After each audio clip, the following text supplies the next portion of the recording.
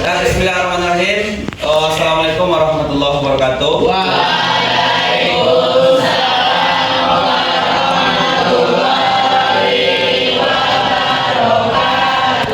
Gimana kabar anak-anak semuanya? Kasih semangat ya. Alhamdulillah luar biasa. Semangat. Allahu Akbar. Boleh? Bisa? Coba lagi. Bagaimana kabarnya anak semuanya?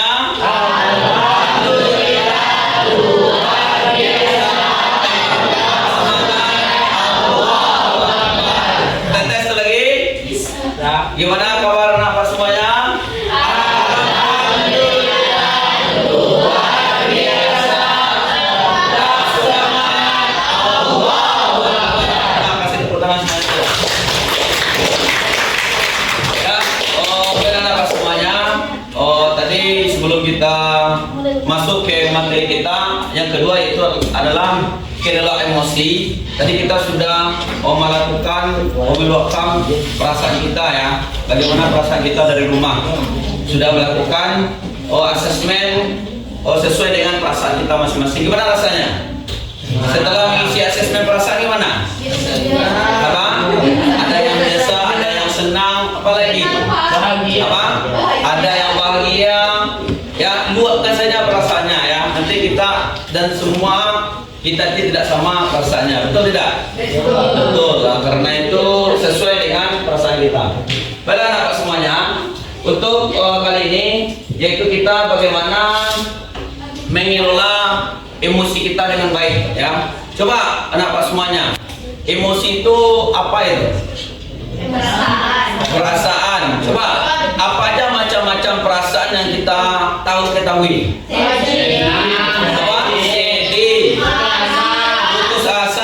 Bahagia, apa lagi? Kecewa, gembira, takut, apa? Dan bersalah, apa lagi? Gugup, ada yang lain? Gugup, cinta, dicintai, apa lagi?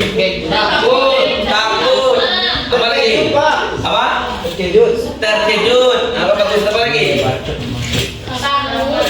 Ramah, semangat, apa lagi? Suka, apa? Kan rasanya juga betul duka ya. Nah itu dinamakan adalah emosi. Berarti pemahaman apa semuanya udah bagus ya. Karena kalau kita lihat dari pemahaman dari orang-orang sebelumnya, kalau lah emosi itu kita bahas identiknya mana? Marah. Sebenarnya emosi itu bukan marah. Ya, salah satu dari emosi, luapan emosi ya, yang dinamakan marah atau bagian dari emosi. Salah satu lama marah. Kalau kita di kampung atau rumah, kalau lah emosi terus gimana itu? Marah aja terus katanya kan? Berarti sebenarnya bukan marah. Tapi emosi itu ada yang sedih, ada yang senang, ada bahagia, ada gembira, ada yang takut, dan banyak tadi yang anak sampaikan. Berarti otomatis anak semuanya udah paham itu makna emosi ya. Silakan dibaca sama-sama.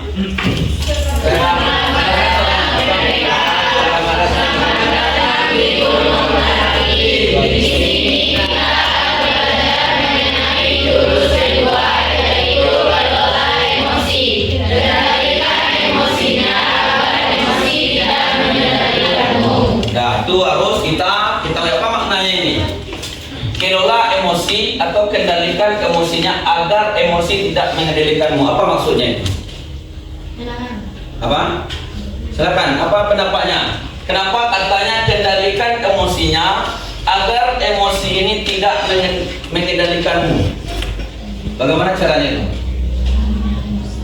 Berarti kita harus bisa memanage emosi kita dengan baik. Kita ngatur emosi kita, jangan kita diatur oleh emosi. Contoh marah orang dengan kita, apa kita balas dengan marah? Tidak. Tapi kalau emosi yang mengatur kita, marah orang sama kita, apa kita balas? Kita cakai, kan? Ya betul. Itulah yang memang betul itu. Karena itu kalau kita dikendalikan oleh emosi, awak dijago orang, awak baca enggak. Tapi kalau awak mengendalikan emosi, orang mau awak hapus ke awak. sabar dan tenang. Nah, itu harus pandai dalam mengelola emosinya dengan baik, ya. Apa? Menyadari diri, ya. Menyadari diri ini kemampuan untuk memahami emosi, pemikiran dan nilai-nilai yang mempengaruhi perilaku dalam berbagai situasi. Kadang-kadang ini kita lupa kan, melihat orang berantem aja ada emosi mau ikut juga, ya kan? Ya, atau orang ketika menangis atau ada suatu bencana, ada nggak perasaan diri kita merasa sedih? Nah, itulah yang dinamakan emosi, ya. Ada orang contohnya kemalangan orang tuanya, contohnya kita pergi melihat takziah namanya. Ketika orang itu menangis, apakah itu dipantulkan ke dalam perasaan kita? Ya. Betul, dipantulkan ke dalam perasaan kita. Dan juga di sini dijelaskan, saya bisa mengenali emosi saya seperti senang, sedih, takut, malu, dan khawatir. Itu bagaimana menyadari diri kita dengan baik, ya. Itu cara menyadari diri kita dengan baik. Yang kedua adalah self management atau mengelola diri. Butuh nggak diri ini dikelola? Atau cuma kantor, alat-alat perkantoran atau kelas yang dikelola, diri yang butuh nggak dikelola? Sangat butuh sekali. Kenapa itu? Silakan. Kenapa diri kita ini butuh dikelola ini? Agar dapat terkendali luar biasa. Kita kasih hapus dulu lah. Yang lain, kenapa kita harus bisa mengelola diri kita? Agar tidak melukai hati orang lain, ya. Luar biasa, ya. Ada yang lain pendapat? Ada? Nah, intinya di sini kenapa diri kita butuh dikelola? Karena setiap apa yang kita lakukan dan apapun tempatnya, kita yang paling utama adalah diri kita kelola dulu, ya. Karena itu di sini jelaskan kemampuan untuk mengatur emosi, pemikiran dan perilaku secara efektif pada situasi yang berbeda, ya. Itu kita ini tidak sama, ya. Ketika kita pergi ke pasar, emosi kita, perasaan kita akan berbeda ketika kita berada di masjid. Beda sama? Beda, ya. Dimanapun itu. Atau ketika kita di tempat yang sangat rumit, kacau, bahkan membuat pikiran itu mumet. Ketika kita berada di suatu tempat, pikiran kita tenang, nyaman, adem, kita milih yang mana?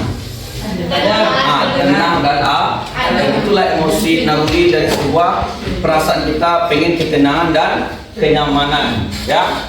Dan juga di sana jelaskan saya tak tahu caranya untuk menenangkan diri saya saat marah, takut dan khawatir, ya. Terus tahu, ya. Apalagi ini. Selanjutnya mengambil keputusan yang bertanggung jawab. Ini penting ini, ya. Ketika kita mengambil keputusan itu harus bertanggung jawab apa keputusan kita ambil. Kenapa itu? Kenapa kita mengambil keputusan itu harus bertanggung jawab dengan keputusan kita? Kenapa? Contoh kita ambil keputusan harus masuk SMA. Apapun terjadi di SMA sampai nanti tamat SMA kita harus bertanggung jawab dengan orang tua. Kenapa itu? Mengambil keputusan yang bertanggung jawab. Segala sesuatu itu harus diberikan dengan apa? Segala sesuatu yang diambil harus dipertanggungjawabkan. Apa lagi? Apa? Karena dengan tanggung jawab diri kita ini terarah seperti rel dengan kereta api, ya.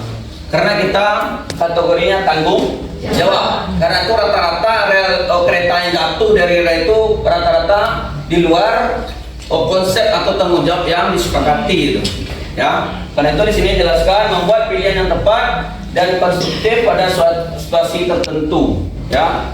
Dan juga di sana jelaskan saya memahami keputusan yang saya ambil dapat berdampak pada diri dan orang lain. Itu lagi. Tanggung jawab ini pertama terhadap diri kita akan berdampak. Yang kedua pasti akan merugikan orang lain. Contoh, kita ngambil keputusan ngambil di SMA, ya. Dan kita udah milih keputusan SMA nih kan. Kita milih SMA. Orang tua pasti kalau anaknya bertanggung jawab mengambil keputusan di SMA, arah tujuannya kemana? Kuliah. Kuliah. Karena itu mindset dalam diri kita itu bagaimana ketika tamat SMA ini kita wajib untuk kuliah. Karena itu apa semuanya, kalau udah ada target kita masuk SMA, maka leader dan target kita adalah kuliah. Berbeda kita mengambil SMK. Kalau SMK kemana tujuan kita? Kerja. Nah itu bedanya ya. Dari tanggung jawab ini harus kita ambil tanggung jawab SMA. Karena yang merugikan pertama diri kita masuk SMA, tapi nggak kuliah, gimana? Rugi. Pertama rugi diri kita, yang kedua apa? Orang tua. Nah itu kenapa itu diri kita dan orang lain, dari berdampak pada diri kita dan orang lain. Ya, termasuk di kebutuhan di dunia pekerjaan nanti. Ya, kita udah ngambil SMA target ini karena rata-rata ya untuk kalkulasi yang sekolah di SMA dengan SMK itu dari Dapodik itu udah diperkirakan 10 tahun ke depan, inilah target-target atau bibit yang untuk di bangku kuliah. Inilah bibit-bibit yang akan bekerja, akan merusak stabilitas pekerjaan di negara. Ya, itu karena itu Pak sampaikan itu bagaimana kita bisa mengambil keputusan yang bertanggung jawab. Apalagi ini, terampil berelasi. Ya, ini penting juga, yaitu kemampuan memahami perspektif yang berbeda, termasuk berempati terhadap kondisi individu dengan latar belakang yang berbeda. Ya, apa maksudnya ini? Ada yang tahu? Silakan keluarkan pendapatnya, karena kita berhak berpendapat. Benar salah nanti kita selesaikan dengan benar. Ya, silakan. Ini maknanya apa nih? Kita berelasi ini apa? Membuka apa? Kita membuka hubungan, ya, atau membuka jaringan. Dan jaringan ini jangan pernah kita beda-bedakan latar belakang individu. Ini Pak sampaikan ya. Kita buka jaringan sama orang-orang yang elit saja. Orang-orang bawah tidak buka jaringan. Nanti suatu saat kita akan butuh dengan orang tersebut. Ya, karena itu emosi ini akan mempengaruhi. Ketika kita sudah biasa membeda-bedakan atau menjalin relasi yang tidak tepat, maka ujungnya kita akan disingkirkan. Ada waktunya nanti. Ya, karena itu saya menjalin pertemanan sehat dengan mereka, dengan siapapun, baik itu dari kalangan apapun. Ya, baik itu bagaimana keadaan orang tuanya, keadaan masyarakat, kita tidak bisa membeda-bedakan. Karena itu kita harus bisa berrelasi dengan baik dan tanpa membeda-bedakan latar belakang. Selanjutnya adalah peduli sosial. Di sini jelaskan kemampuan menjalin dan mempertahankan hubungan relasi yang sehat dan efektif dengan individu dari latar belakang yang berbeda. Ya, ini kenapa ini ya? Maksud ini relasi yang sehat ini, yaitu kita ini jangan masa bodoh. Itu masa bodoh atau cuek. Sekarang gimana? Kehidupan pelaku sosial kita sekarang bagaimana kita lihat? Bagaimana pelaku sosial diri kita? Mari kita lihat. Lebih banyak ini individualis. Ya. Kenapa Pak sampaikan? Karena ini menyebabkan karena dengan perkembangan teknologi kita tidak bisa menguasai perasaan diri kita, menguasai empati dalam diri kita, termasuk peduli sosial. Itu lebih identik, kita lebih individualis dalam bersikap. Kalau dulu orang itu kalau lewat dari orang lebih tua gimana? Sudah ada ya? Nih, dah. Ini tekan aja tuh perhatian. Kalau marah sama marah gimana? Dinosaurus sama dinosaurus, contohnya ketika guru marah, ketika murid marah, guru juga marah gimana? Selesai nggak? Tidak selesai. Ketika bagaimana kita menjadikan diri kita lebih baik? Adu mulut terjadi antara guru dan murid. Ya, banyak terjadi sekarang itu adu mulut dan tidak terselesaikan. Karena itu Pak pesankan lebih baik kita tenang. Ya, walaupun kita murid, kadang guru itu ada juga yang ditolak kan, mau ngomong aja tuh kan. Karena itu kita tetap tenang, karena harga diri kita itu adalah ketenangan. Ya, karena itu Pak sampaikan harga jual dari seseorang itu adalah mendapatkan suatu tekanan, tetapi dia tetap tenang. Karena itu orang tenang itu memang sangat profesional. Ya, ini contohnya ya, dinosaurus sama dinosaurus. Emosi respon tindakan, emosi tidak respon tindakan. Itu harus ada target yang harus kita capai ya. Lanjut. Ini rumusnya ya. Nanti kita menyesuaikan aja rumus ini. Masuk merancang. Nah ini kita lihat lagi ya.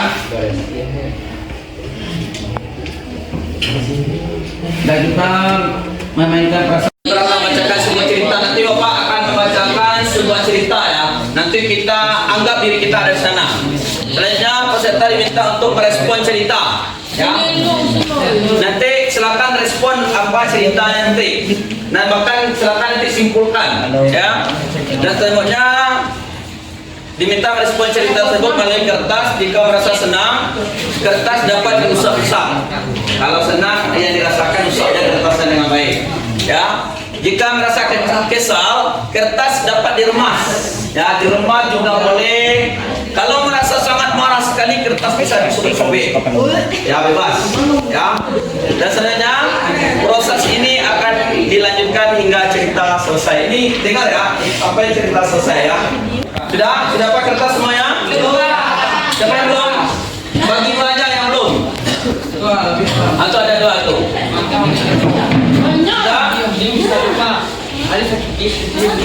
Sudah bisa? Baca dengan pada depan. Kita mulai lagi permainannya. Mulai Pak. Sudah. Kita ibaratkan diri kita adalah seorang guru. Ya, posisi kita ini perannya adalah seorang guru. Ya, bagaimana perasaan kita masing-masing nanti ya? Kita diri kita guru. Nah, kita dengar sama-sama.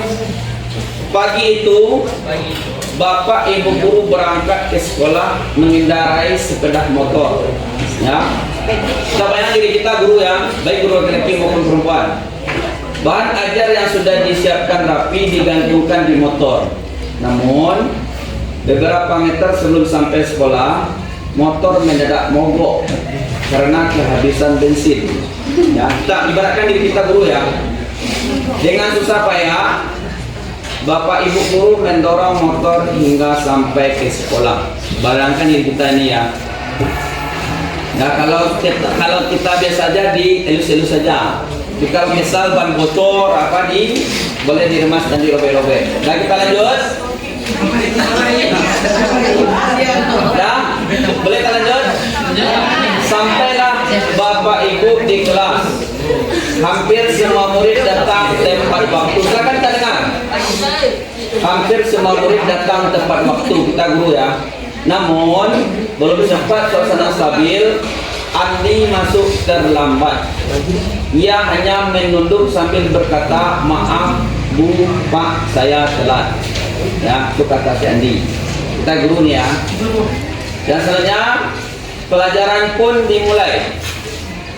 Ya, pelajaran pun dimulai. Nanti emosinya di kertas ya, bayangkan di kertas, jangan di tempat yang lain.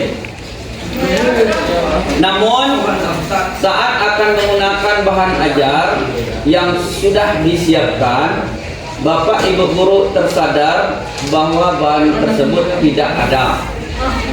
Ya, adu bahan beliau ya, kalau beli adu bahannya. Dicari ke sana kemari, tapi tetap tidak ditemukan. Dengan terpaksa, Bapak Ibu guru melanjutkan mengajar seadanya. Bayangkan aktivitas mengajar yang seru seketika bujar. Ya. Nanti rasakan aja, boleh di kertasnya. Lanjut. Di tengah pelajaran, fokus ya ke depan ya, karena kita melakukan emosi. Di tengah pelajaran, saat Bapak Ibu mengajar, Andi terlihat tidak memberikan perhatian. Kita guru ya. Andi tidak terlihat memberikan perhatian. Dia menunduk di bangkunya. Saat didekati, ternyata Andi sedang terlelap ketiduran. Sudah talambe inyo lalu. Kita sebagai guru ya. Tak lama kemudian ada seorang bapak mengetuk pintu kelas. Bapak Ibu membuka pintu dan menghampirinya. Bapak itu berkata, maaf saya pamannya Andi. Sebetulnya Andi sudah 3 hari di rumah sakit karena menunggu ayahnya yang sedang sakit. Meski kurang tidur, tapi Andi tetap maksa selalu ingin sekolah karena tidak mau ketinggalan pelajaran. Sekarang saya izin mau jemput Andi karena ayahnya masuk ICU. Ya, lanjut. Paman Andi juga mengeluarkan sebuah bungkusan dari tasnya. Oh ya, Pak Guru dan Bu Guru. Tadi di jalan saya menemukan bungkusan ini. Saya tadi cek isinya buku dan ada nama sekolah ini. Jadi saya bawa. Siapa tahu Ibu Guru bisa mengembalikan kepada pemiliknya. Bu Guru melihatnya dan ternyata itu adalah bahan ajarnya yang tadi dia cari-cari.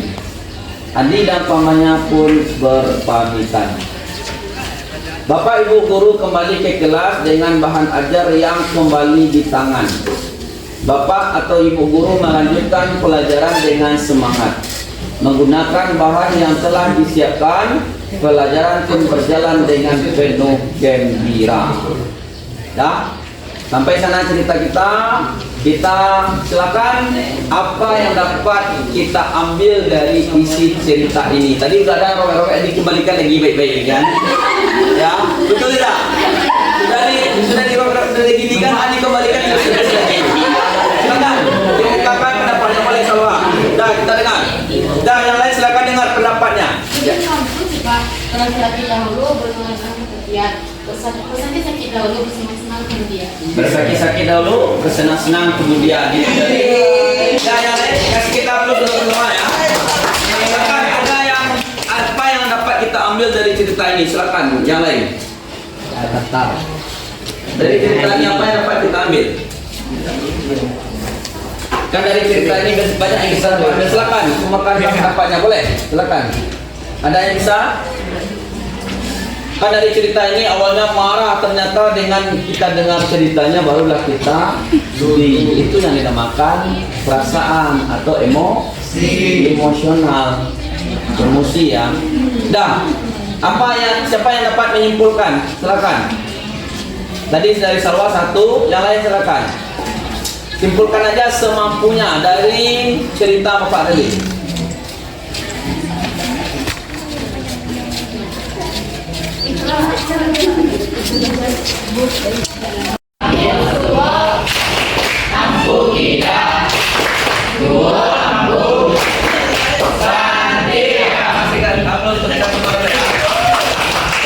Sampai itu dari Bapak pertemuan kali ini, yaitu bagaimana bisa mengelola emosi. Sampai dari topik kita dari awal sampai terakhir tadi, apa yang dapat kita ambil dan bisa kita aplikasikan dalam kehidupan kita sehari-hari. Silakan. Bisa mengendalikan emosional kita sendiri. Bisa mengendalikan emosional kita sendiri. Apa lagi? Silakan. Apa yang kita dapat dari awal proses BBM tadi sampai sekarang? Silakan. Bisa mengendalikan emosional kita sendiri dan kita bisa mengelola emosi kita dengan baik sehingga kita bisa beradaptasi dengan lingkungan baik. Ya, sekian terima kasih. Assalamualaikum warahmatullahi wabarakatuh.